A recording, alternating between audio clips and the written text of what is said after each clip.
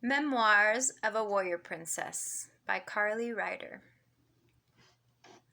June 6th, 1979. My mother tried to get out of bed, leave the hospital, and be done giving birth already. My mom and dad had heard from the Lord that it would be 5 years before they had a child. So I was highly anticipated and wanted and loved. But all the wanting in the world cannot push a baby out. It takes work. Trust me, I know this. I've had 7 babies. I'm eternally grateful that a sweet little nun in the Catholic hospital in Colorado Springs, where I was born, sweetly guided Pam Ryder back to the room, patted her on the hand, and said, "Get back in bed, honey. You have a job to do." I had a really amazing childhood full of friends who were like family. My earliest memories are in Oklahoma City, Covenant Life, Aunt Jeannie, Uncle Denny, Laura, Stacy, and the Heights. We did life together. I loved to read and learn new things, and after kindergarten and first at Covenant Life, my mom took on the task of homeschooling me and my younger brother, Luke. She sold Discovery Toys for a while and still has many of the learning games that Luke and I played, blissfully unaware that our critical thinking and creative play skills were being sharpened. My mom is the biggest people person I know. All my friends love her and feel loved by her. Life was good. I had my besties 2 doors down, Laura and Stacy Leslie, who also homeschooled. Their mom, Debbie, made a braided bread that I can still taste when I think of it. I would spend the night at their house, and their dad, Mike, would play worship songs for us at bedtime, just like my daddy. We played outside a lot, and even through the fence when we were grounded. We tried to teach my pet duck, Sonia, how to fly, but she preferred to play board games, do somersaults, and follow us around. Oh, and hide her eggs. One summer, we thought she had stopped laying eggs until we smelled her nest, hidden in a bush in the back of the yard. I only dropped 1 egg ever, and it was on my hardwood floor. A double yolk! I have always been very close with my brother, Luke, who was brought home from the hospital on my 2nd birthday. In fact, I believe our radically close sibling friendship was to be the springboard for some of my closest, most kindred friendships. I love his boldness and how if he does something cool, it challenges and spurs me on to live boldly as well. One day, in our Oklahoma backyard with the blossoms on the tree with the confetti leaves and Dr. Seuss pink flowers, Luke had pulled our swing set up by the tree and leapt through the air, from the tree to the swing set, and swung down. I didn't even need a dare to follow suit. I jumped, and my shoe got stuck in the Y part of the branches, so I guess it twisted my ankle, which broke my leg when I landed. My mom rushed out back and then went back in the house and shouted out the window, "Are you sure you are hurt bad enough to call the ambulance?" It makes me laugh to tell this story because my mom knew me so well and understood my flair for the dramatic. Ha ha. When I got taken in the ambulance, I remember all the neighborhood kids lined up along the driveway, fascinated and concerned.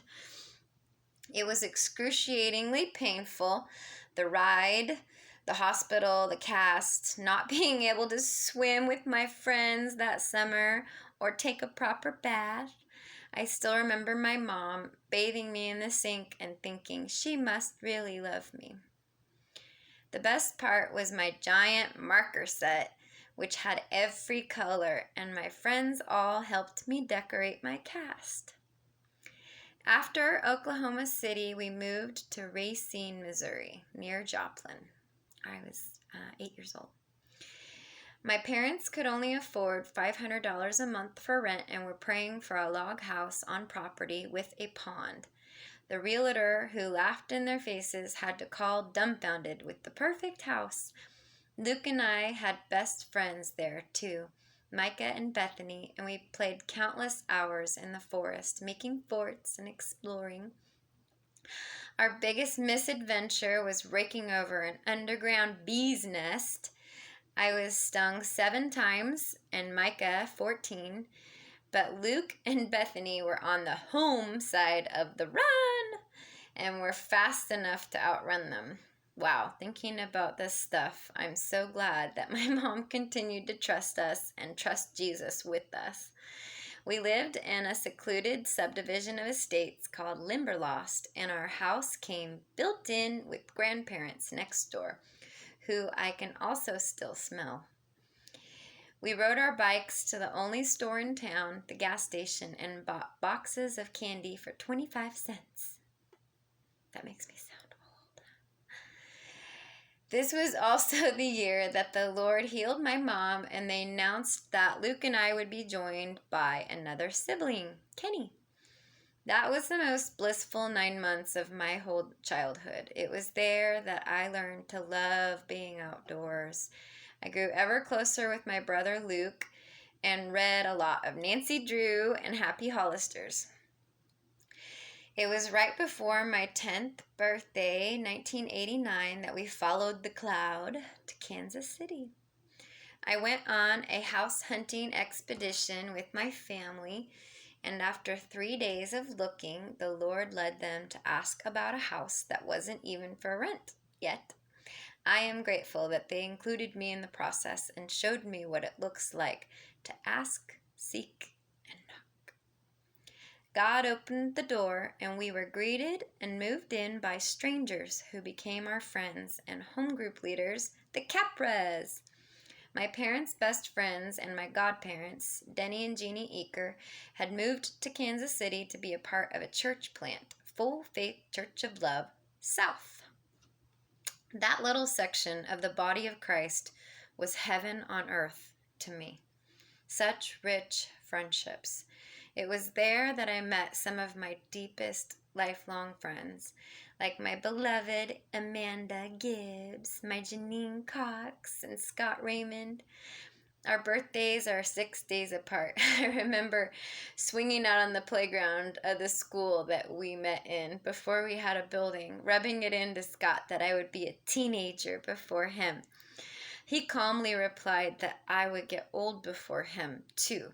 Yes, he did show signs of genius at an early age, which is kind of funny because I'm on my Mac right now on my computer, and there's a little notification up here that says Scott Raymond's 41st birthday is tomorrow. And I saw it when I got on here, so that's kind of funny. Happy birthday, Scott. I was still homeschooled, and I was in good company. Most of our friends homeschooled, and there were a ton of activities and opportunities to try new things. We belonged to a co-op where the parents all taught their area of expertise. I took classes in sign language, cake decorating, stained glass, leatherworking, creative writing, drama, and creation science.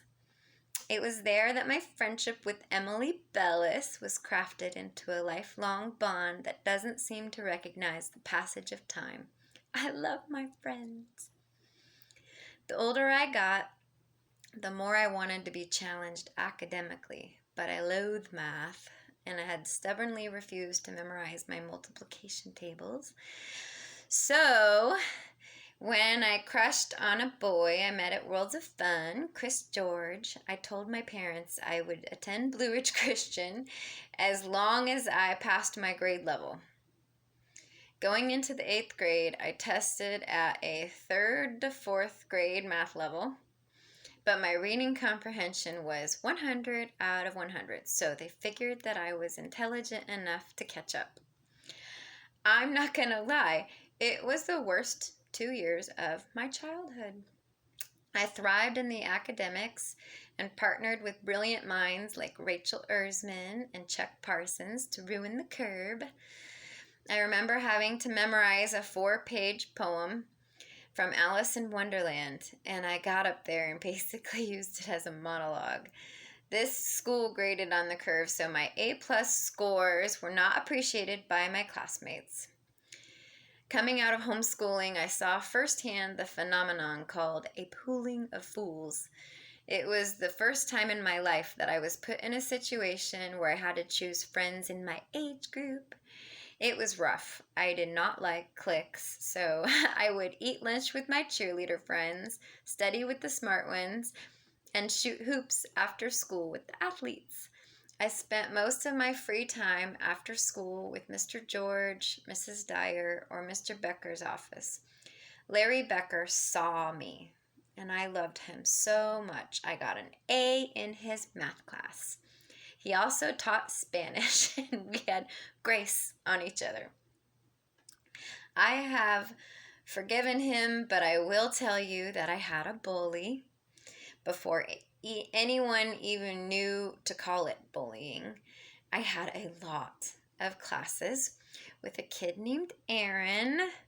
He would cover his face when I walked in the room, exclaiming loudly, "Ew, go away, you are so ugly, you ruined my day."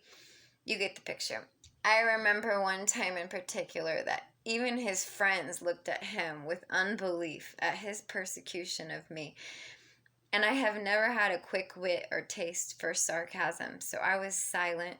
Granted, I had a bad perm, braces, and colorful eyeshadow, but I was not ugly, and his treatment of me was in such stark contrast to the unconditional love of my family, my homeschool community, and my youth group.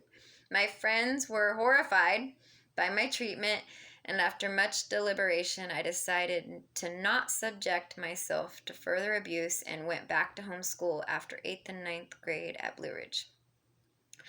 On the last day of school, I received a phone call from Aaron. He apologized to me for how he had treated me and that I had never given him a reason to treat me that way. And would I forgive him? I forgave him, but had to forgive him many times in my heart, even after that. Now we are friends on Facebook, and I have a genuine love for him as a direct result of a deep healing that Father God has done. Praise Jesus. Our youth group was growing, and Audra Johnson came into my life. Athletic and spunky, and she had such a wonderful family. Going to Audra's house was like a vacation every time. After the Lord healed my mom, my parents had 4 more kids. So I was the oldest of 6, and my house was full of little kids.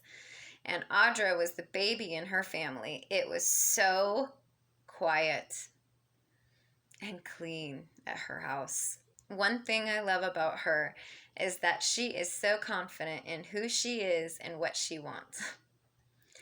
This was also the year that Janine Person, Micah's mom, came up to me after we were in the new church building. She said, "The Lord wants you to know that you are going to sing for His glory." Huh? This was my first prophetic word, and I genuinely thought she had gotten her signals crossed. I'm not a singer. Janine is. You see, I learned how to sing by sitting next to my best friend Janine at church. That's how I learned harmonies. But I pondered this word in my heart and filed it for later. I had been wanting to worship in my bedroom and asked my dad to teach me a few chords. He taught me that song, "They will know we are Christians by our love. By our love, they will know we are Christians by our love. We are one in the Spirit.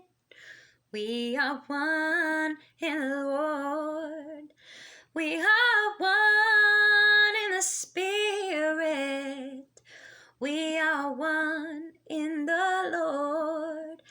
And we pray that our unity may one day be restored. They will know we are Christians by our love, by our love. Yes, they will know we are Christians by our love. And it was soon after that I wrote my first song, What is Joy? Going back to homeschool was a great move.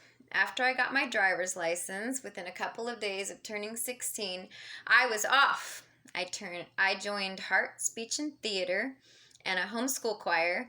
Both were 45 minutes away, and I took my sister/friends, Melissa and Stephanie King.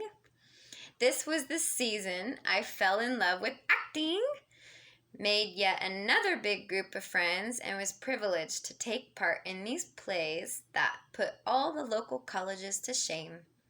My director, Bobby Jeffrey, was a superstar of a director, and what fun we had.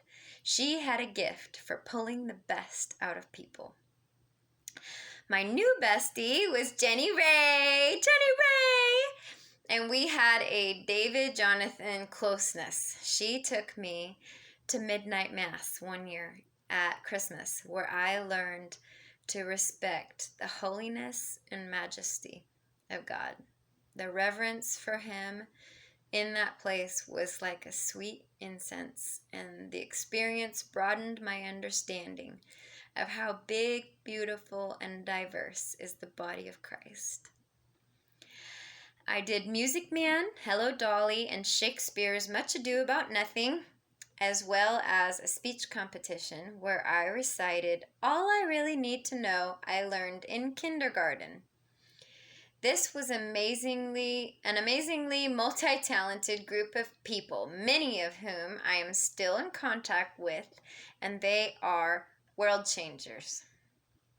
You know who you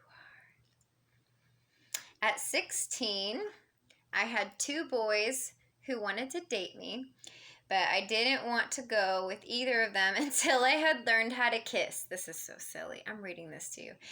I know this sounds silly, but I knew that I was born for an epic romance, and I wanted to be prepared. I recruited a guy friend that I had chemistry with to teach me to kiss. We had a few fun sessions of kissing lessons, followed by just hanging out, going for walks, and watching music videos on TV. My mom nicknamed me the kissing bug, and I would lay in bed and tell her of my funny dates. I had strong convictions about saving my virginity for my husband, but I drank deeply of the beautiful young men in my life and had incredible stories to share with my friends in all these groups. One of my favorite stories was meeting a foreign exchange student at Worlds of Fun named Johannes. Oh my gosh, dark skin, gorgeous, thick wavy hair, chiseled features, sexy accent, and mesmerized by my beauty. It was my birthday, the Christian music concert day, and he kissed me at the top of the Ferris wheel at sunset. Sigh, that kissing practice came in handy. I do want to pause and say that even though I got lots of attention from the boys, the ones I was closest with were my guy friends. I didn't have a boyfriend. I believed in equal opportunity.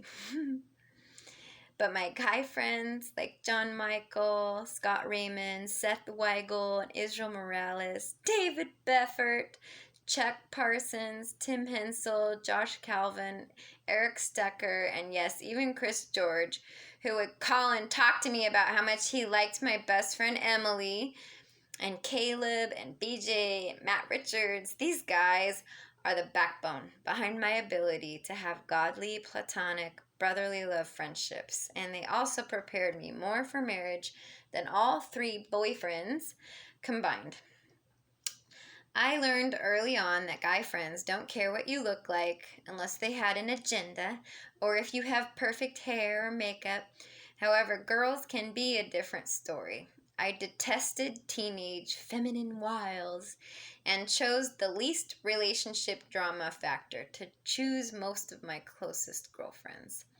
The people I have clicked with over the years have clicked firmly into place in my heart, and I still hold them dear.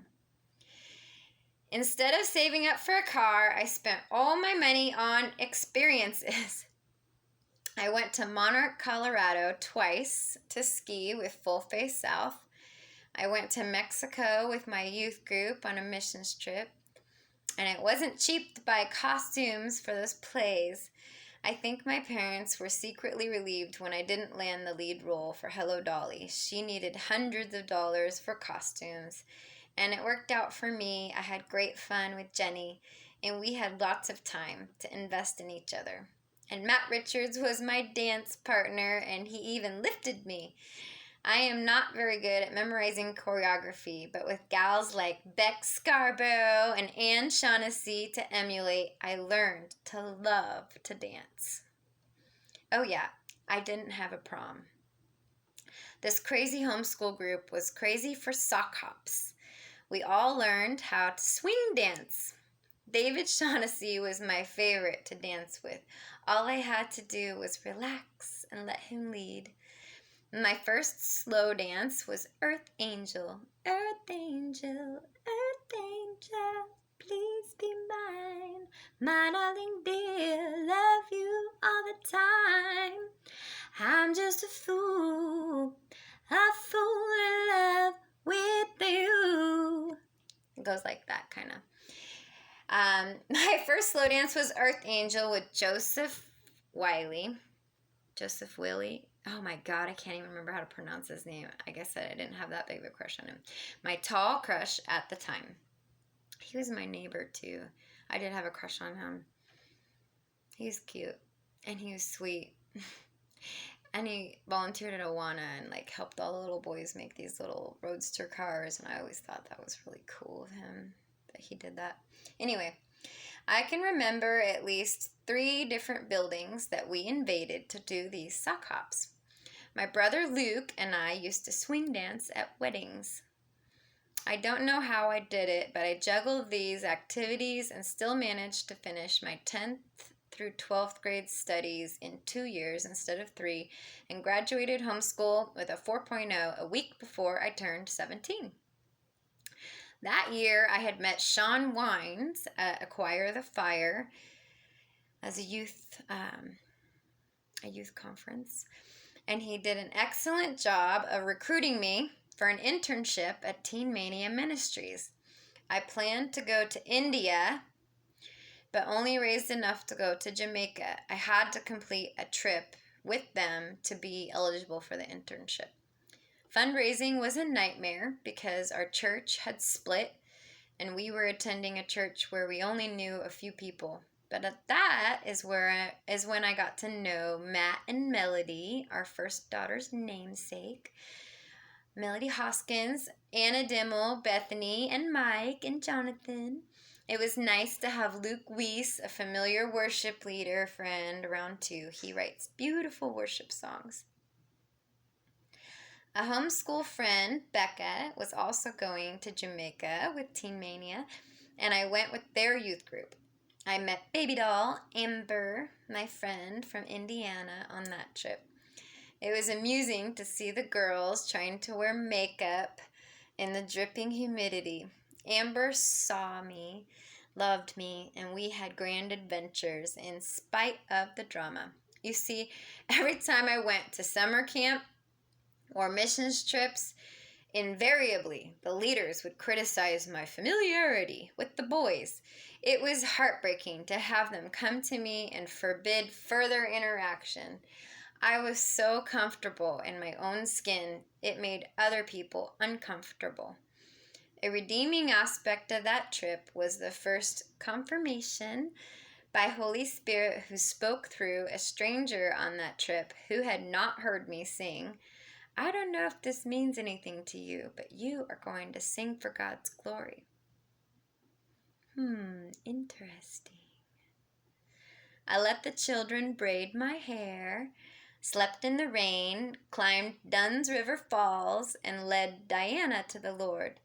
I stayed in touch with both her and Amber by letter for a couple of years. I got home and traveled to Tulsa, Oklahoma to check out the Teen Mania campus. I was given a tour by David Johannes, who I am still in contact with. He is a missionary to unreached people groups in Asia. During my tour of Teen Mania, I also met a charming boy, Simeon, who would become my Achilles heel. I was drunk on the freedom of being at the dorms. He invited me to swim in the morning early. I said, I don't have a swimsuit. He replied, you can just wear a bra and underwear. That is like a bikini. I wore a big t-shirt and met him at the pool, where he taught me to put my face underwater. So this was pretty normal for me to get special attention, and we didn't kiss or anything. But there was a no dating policy. After the move from Tulsa to Texas, he would say stuff to me about dating after the internship, and at orientation, the leaders told us about all the amazing marriages that have come out of the internship.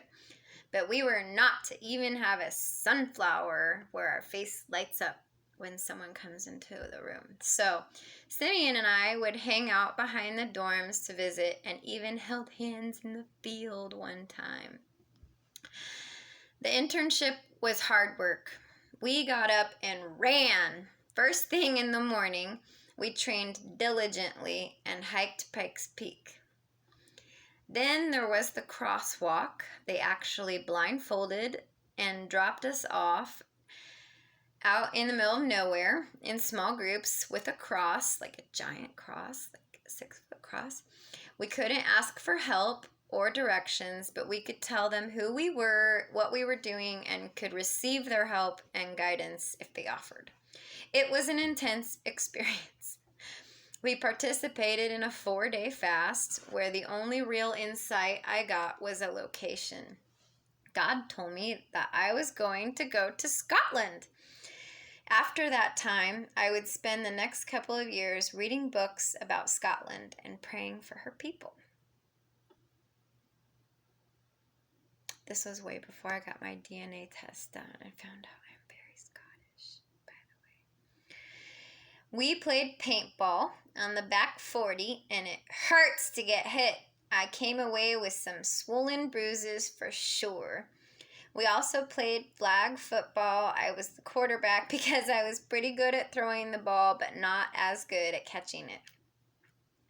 Meantime, I was getting very close with Dave Haas, the internship director. I had a neat accountability group.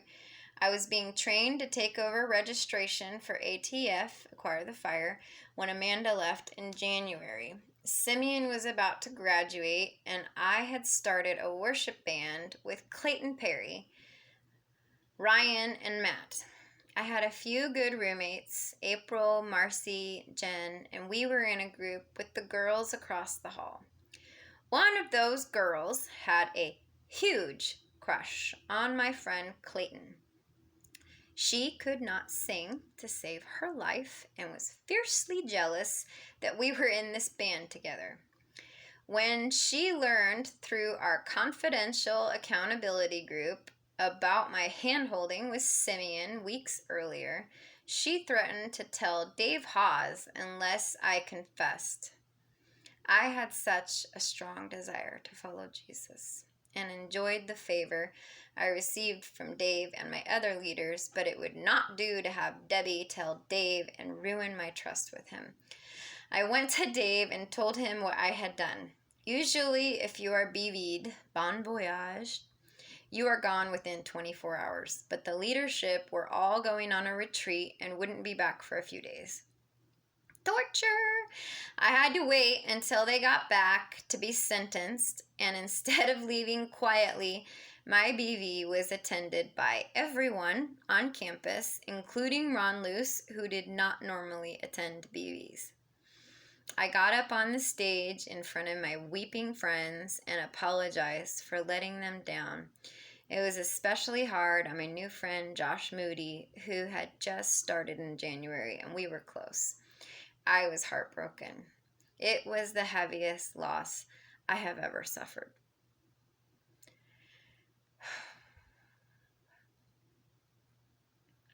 I was so ashamed about my failure. Better yet, my parents moved to Colorado while I was gone, so I went home to a strange city. I had a layover in Kansas City where I called my friend David Beffert. He comforted me and did not think I was a bad person. I was still undecided. There was a true urban legend at Teen Mania named Mike who got BV'd and then came back and finished the complete 12 months, and it was my full intention to do the same. But alas, I met my new best friend, Jen Rapp. She was the church secretary at the time, and the Lord used her in a mighty way to heal my heart.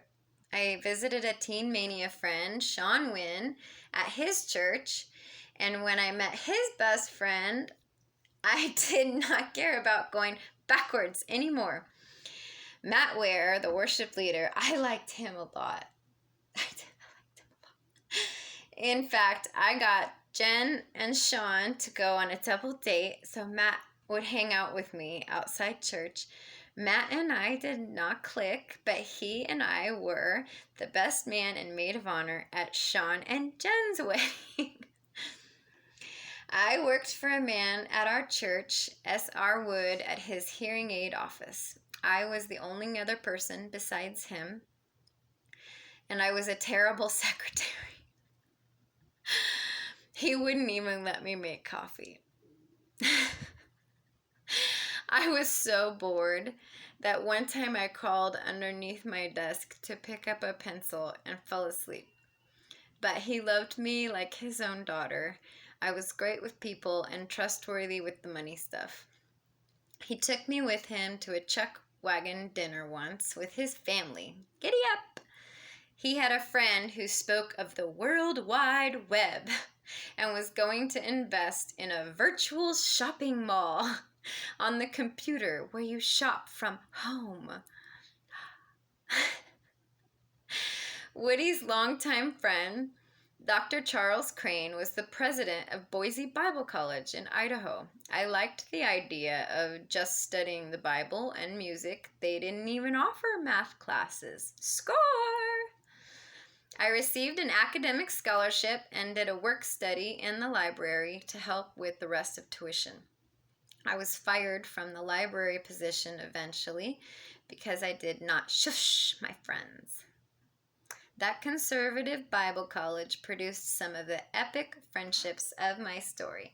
Of course, we did have a sort of spirit-filled group. Our fearless ringleader, Brother B, Bryant Townsend. I drove 45 minutes with him to Mountain Home every Sunday, and they let this white girl in the choir. I was in heaven. Tina would often go, and others here and there. I loved a Hispanic older guy, Tony, who also joined the choir, but he was too shy or thought he was too old to be involved romantically. I laughed so hard watching him try to step side to side and clap on beat. We always went out to lunch after church, usually with Tanisha, B's future wife and first lady. She is so classy and cool, and a little badass too. I also really enjoyed my friendship with the pastor and his family. Their son Sean was a child music prodigy and played everything. My friend Jason Peterman taught me how to throw a football properly and worked on my catching skills. Michelle taught me how to chord on the piano. Jim Byerly taught me joy in music, even though I earned the lowest grade of my life in music theory. A C. Way too mathematical. I do think that if I had learned the keyboard before the music theory, I would have done better and retained more of that knowledge. But anyway, that's like math to me.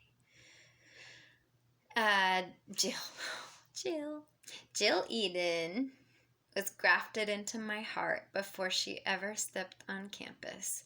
We love music, all things Celtic, and complement each other's personality.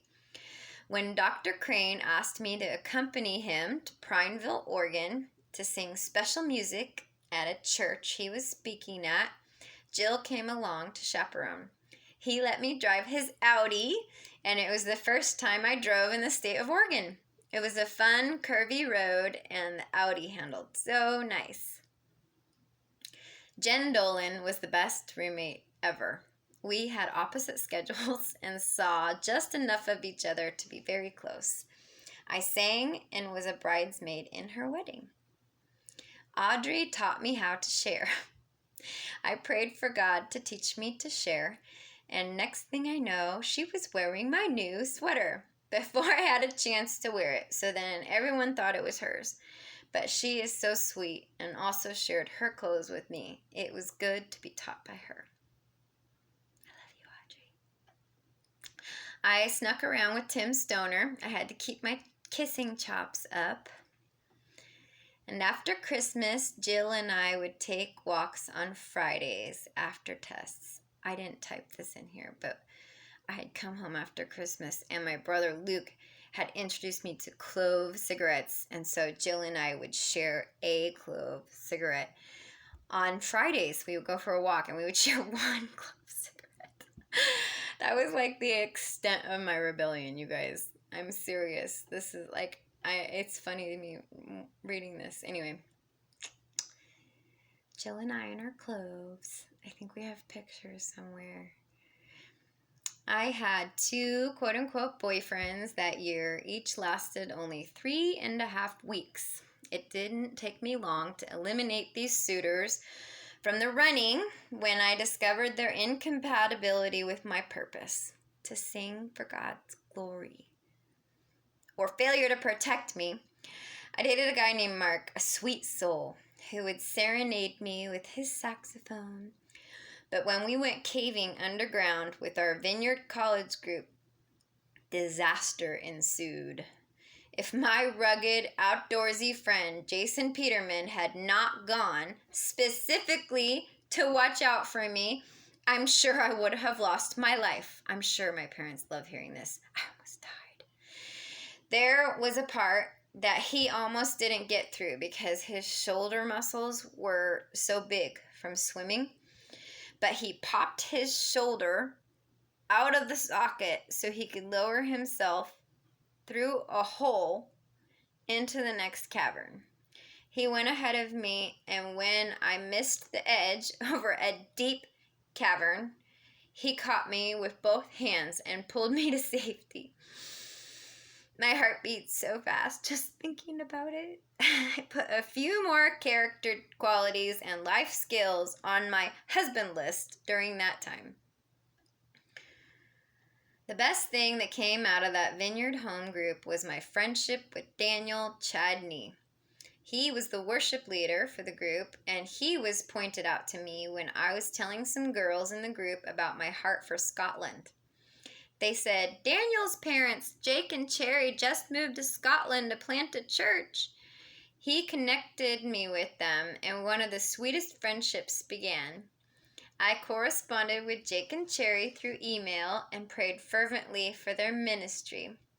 I received their newsletter and spent my free time at Barnes & Noble's reading about Scotland. See, this is what, before I took my DNA test, I said, this is what I wrote when I wrote this. I don't have any familial ties that I know of to Scotland, but during a 4-day fast at Teen Mania, the Lord highlighted the country to me. I've been praying for her ever since. Isn't that interesting? Okay. A highlight of my year there was a concert. A bunch of my guy friends were doing security for the 3rd day All-Star United concert. There was a high-energy opening act, a group of young guys who called themselves Switchfoot. After the concert, I was singing, Joyful, joyful Lord, we adore thee. God of glory, Lord of love. Hearts unfold like flowers before thee. Hail thee as the sun above. Oh, yeah. Melt the clouds of sin and sadness. Drive the dark of doubt away. Drive it away. Giver of immortal gladness. day. Hail us, oh, we need you, yes we do. Hail us, visit the light of day, the light of day. Woo! I love that song. I used to sing that song like nonstop, like subconsciously, especially anywhere that there is like healthy acoustics, you know, where the acoustics are cool and it sounds real reverby. So I was just in the lobby singing this. Singing Joyful Joyful from Sister Act 2 in the foyer at the church while I was waiting for my friends. I heard a voice say, "Who's singing?" My friend Katrina replied, "It's Carly." The voice said, "Tell Carly she has a beautiful voice." I said, "Thank you, but who is this?" Then John Foreman came out from behind his merch curtain. We had a nice visit. I asked if they wanted to join us for something to eat, but they had to pack up their stuff. That night, their mini box had gotten stolen, and Tim and Chad looked bummed. I got to work helping John put the merch away, and we loaded it on the tour bus, where I met the guys from the other bands. When we finished, John and I, his manager was in the front row, sat down at the grand piano on stage and worshiped together for almost 45 minutes. His voice was shot from the show, so I mostly sang while he played piano and harmonized with me. It was so much fun, and we exchanged contact information. It was his home number, and I got to visit with his mom a few times before I caught up with him. This was before we all had cell phones. John helped me write a paper for college, and his heart for music has not changed. I asked him what he thought about this crossover music, and he said we are supposed to be in the world, but not of the world. There shouldn't be any line to crossover. He also shared that he writes a song every day. Cool. After my first year at BBC, I realized I wasn't going to do very well the second year. I was already bumping into some unbiblical theology and differences that would affect my grade. I also auditioned for Image, the a cappella group from the college. I didn't make it, which was my last shot at coming back. I guess my voice stuck out too much. The same problem I had in high school choir with Mrs. Lee. Both teachers worked with me though, and often had me lead the song or sing the solo. After school got out, I spent time with Jill in Salmon, Idaho, and then to Pocatello for Josh and Jen's wedding.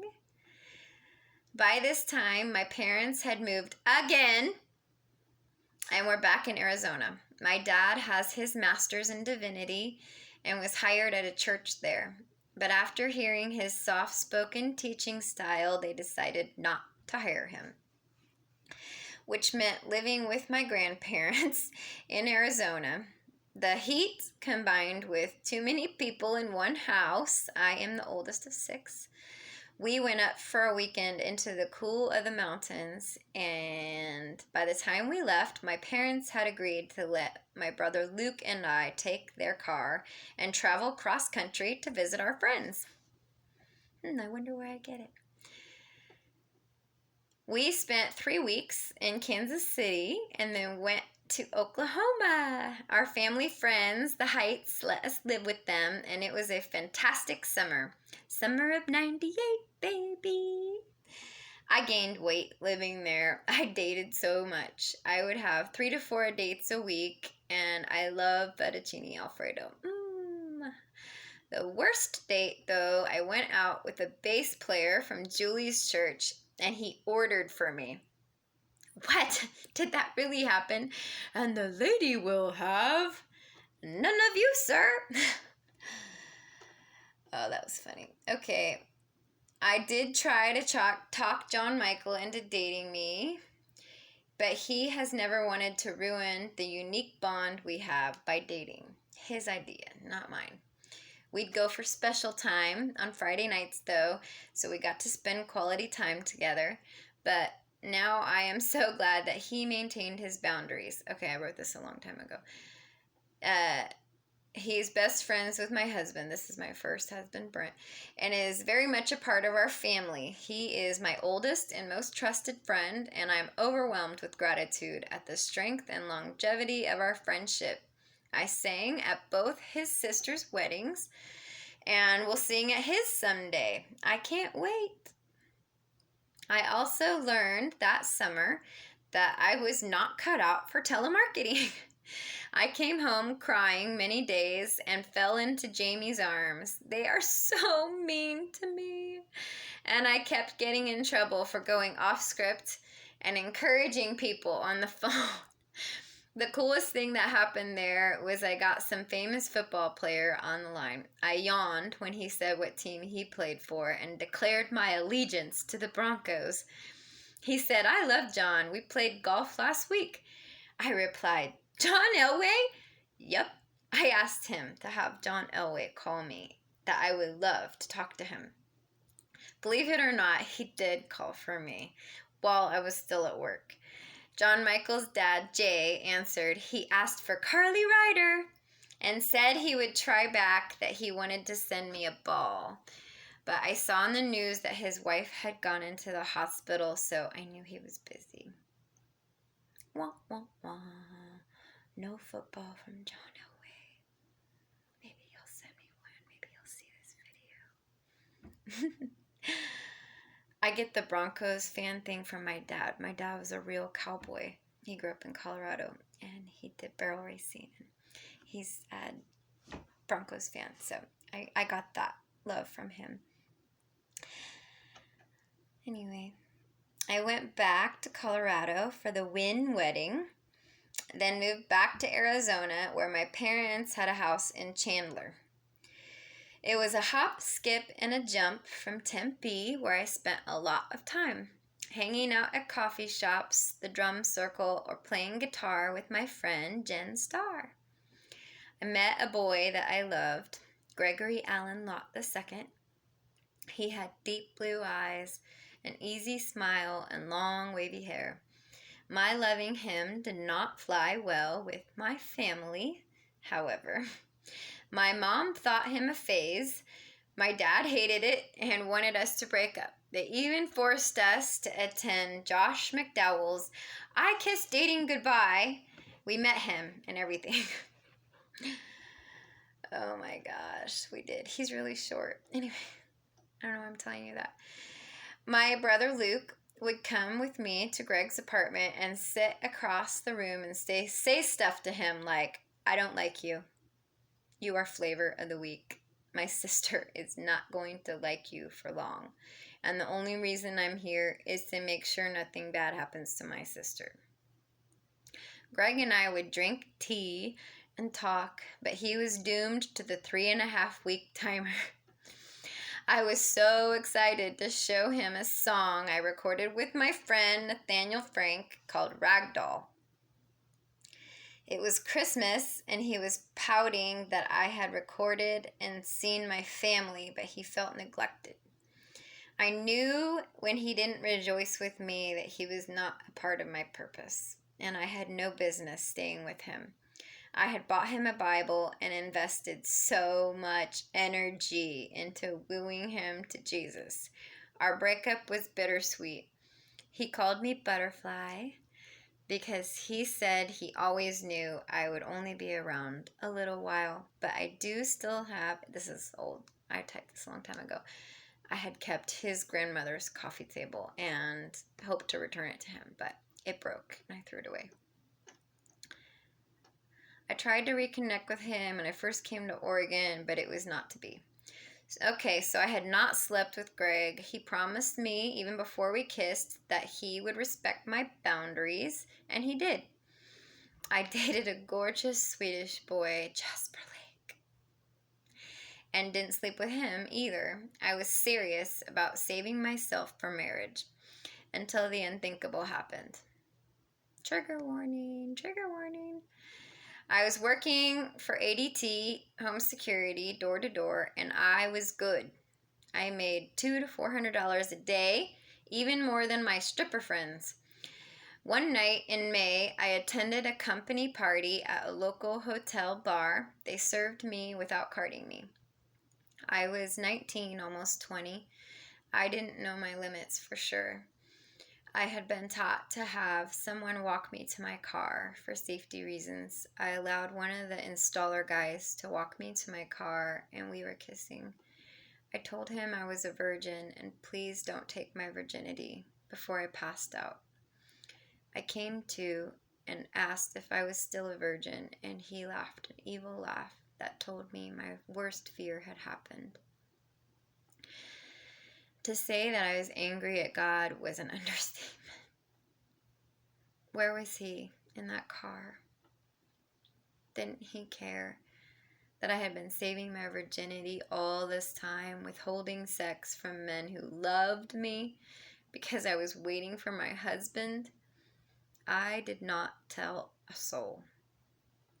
I was worried that if my parents found out, they would restrict my freedom or not trust me or blame themselves. So I took the next day off work, went to Planned Parenthood, and got tested for every disease under the sun. I also got the Plan B pill, which prevents you from getting pregnant by making your body think you are. So I went to the movies by myself and puked for 2 days.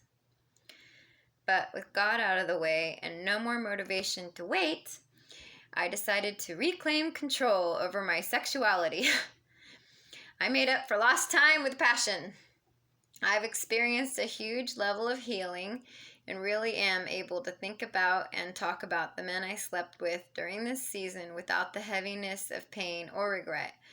In fact, I hold some of them in prayer on a regular basis, and I hope with all my heart that each of them choose to enter into a life-changing relationship with the person of Jesus Christ.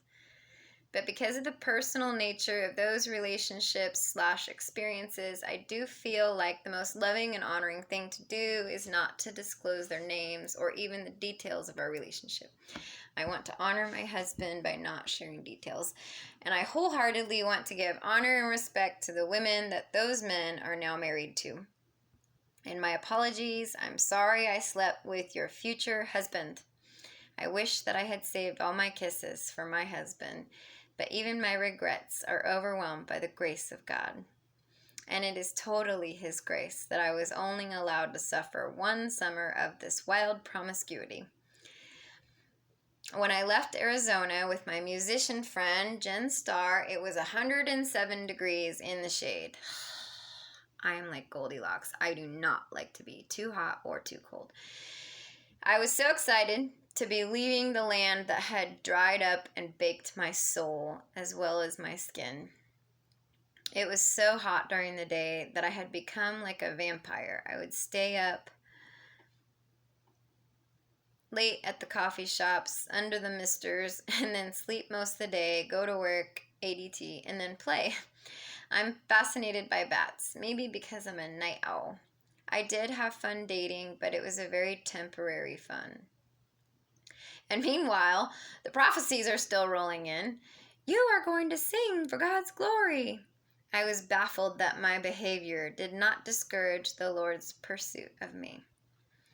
I met with my dad and showed him my pros and cons list of the 3 choices I had in front of me. Number 1, go to Scotland and help Jake and Cherry with their church plant and attend their ministry school. 2, go to Compton, California for 6 weeks with ADT, close to where John Michael was living at the time.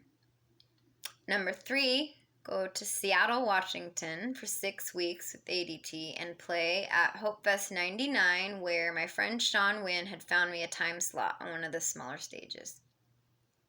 My dad and I talked and prayed, and we decided that option number 3 was the one with the most green lights. Jen and I left on her 18th birthday. At first, she said she didn't want to go to Washington. Didn't I know that Mount Rainier was going to blow up? She changed her mind, which was great because the stipulation of my taking off with my parents' car, yet again, was that I not go alone. Thank you, Jen. We had an eventful, almost month-long road trip. We went through Salt Lake City, and stayed with some friends. We spent at least a couple weeks in Boise, where I rode on the back of Tim Stoner's motorcycle on the BBC campus and spent time with Brother B and Jill. On our way through Portland, we got our tongues pierced. Yes, 2 days before my gig up at Hope Fest. Amazingly, it was healed in time for me to sing. We got lost for hours in downtown Portland. Directionally illiterate girls and one-way streets are a bad combination. I also got a ticket for expired tags. Get me out of Portland!